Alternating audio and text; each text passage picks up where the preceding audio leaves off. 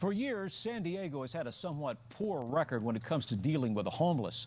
The strategy has been to treat chronic problems and illnesses and then send them on their way. Well, today, the city has a new strategy. KUSI's Steve Bosch has details from the newsroom. Steve? Alan, millions of dollars are spent on programs and services for the chronically homeless who, at 15% of the homeless population, consume 50% of the services. Something had to change. The chronically homeless, by and large, have chronic illnesses, alcoholism, mental disease primarily. Their numbers are growing, along with the homeless population in general, up 8% from last year alone to nearly 18,000 in the county.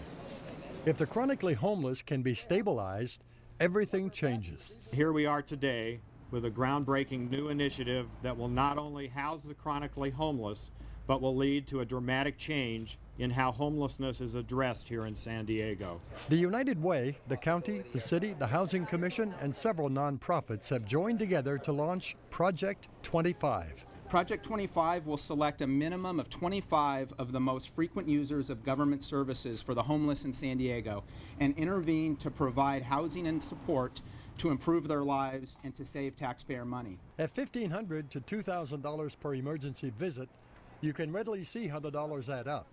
This is why this Housing First initiative, a permanent home, a stable setting, is so important. Let's get the supportive housing. Let's get them a place they can call home. Let's stabilize their care. Let's have some real outcomes. Bob McElroy runs Alpha Project, which houses the homeless over the winter months. He knows the homeless population better than anybody and says stabilizing their medical problems is vital. I think there's going to be a lot more of a medical approach to this also, dealing with the chronic illnesses, not just their chronic homelessness. And we're going to try to put them A, into housing, and B, into services on a continual basis. We're going to try to make a difference in their lives, and in so doing, we might even save money for the taxpayers. Project 25 is a 3-year experiment, funded at $500,000 a year by the United Way of San Diego County. Now, a local study found that 15 homeless San Diegans consumed $1.5 million in medical services alone in a year and a half. That's about $100,000 per person.